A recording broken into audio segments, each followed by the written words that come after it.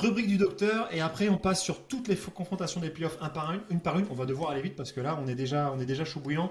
Jean-Éric. Moi, je suis également un super-héros, donc tel Clark Kent, je me transforme.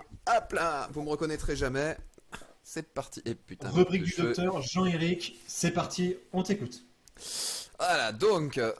Excusez-moi, je m'installe, je fais comme chez moi. Donc nous y sommes, nous sommes au moment qui compte, au moment de Damian. L'Ultra Money Time, le moment où les gens sont clutch ou choke, comme Westbrook justement, Walker ou les Clippers depuis que le club a été fondé. Donc je me suis intéressé à la notion de choke là, c'est cette espèce de verbe anglais qui veut dire en anglais, ça veut dire s'étouffer. On pense au geste de Reggie Miller contre les Knicks, mais en fait c'est pas du tout ça, choke. En français, ça serait plutôt pisser dans son froc ou se chier dessus quoi.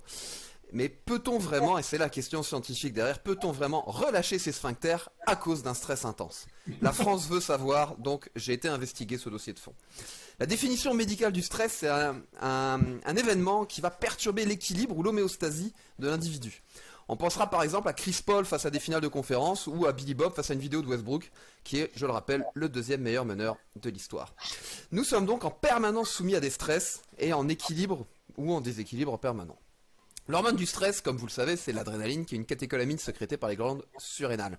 Les glandes surrénales qui, comme leur nom l'indique, sont situées juste au-dessus des reins. D'ailleurs, le mot adrénaline vient du latin ad renes, qui veut dire près du rein. La version anglaise, c'est épinéphrine, qui elle vient du grec épinéphros, au-dessus du rein. Et oui, on peut apprendre des choses dans cette rubrique. L'adrénaline va agir par l'intermédiaire des récepteurs alpha et bêta adrénergiques. À faible dose, donc on agit plutôt sur les effets, sur les récepteurs bêta, donc les effets bêta plus prédominent. Au niveau cardiaque, ça va être inotrope et chronotrope positif. En français, ça va augmenter la contraction et la fréquence cardiaque. Au niveau des cellules adipeuses, ça va entraîner une lipolyse, donc ça va faire maigrir. Jean-Jonathan pense à te stresser un petit peu de temps en temps. Au niveau vasculaire, on va avoir une vasodilatation artérielle et donc une hypotension, mais également une bronchodilatation, une hyperglycémie, une relaxation des muscles lisses, notamment digestifs. Là, on commence à toucher quelque chose sur le transit.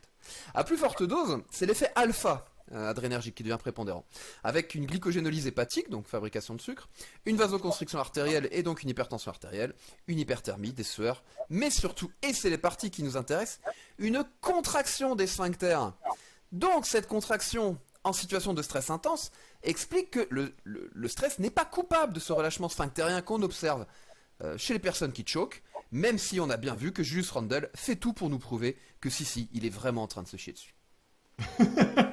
Alors attends, parce que j'ai vraiment envie d'apprendre en fait, je suis désolé, je suis vraiment curieux, mais qu'est-ce qui justifie, c'est pour un pote, c'est un exposé que je dois faire à l'école, qu'est-ce qui justifie l'ouverture et le relâchement du sphincter alors, je comprends pas.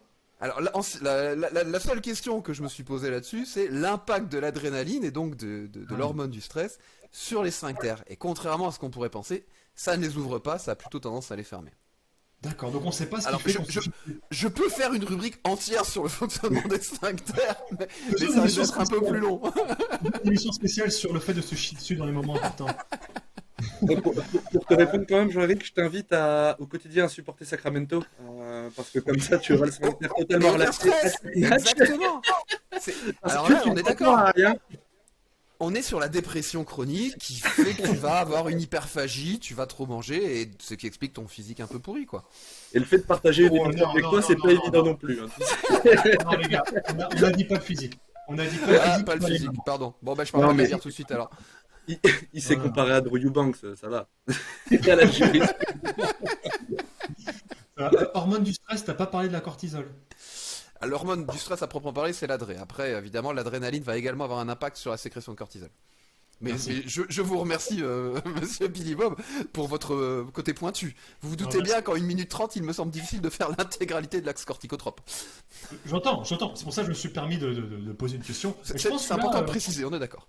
Et là, on n'est absolument pas sur des longueurs dans cette émission. Pas du tout, je pense qu'on peut enchaîner.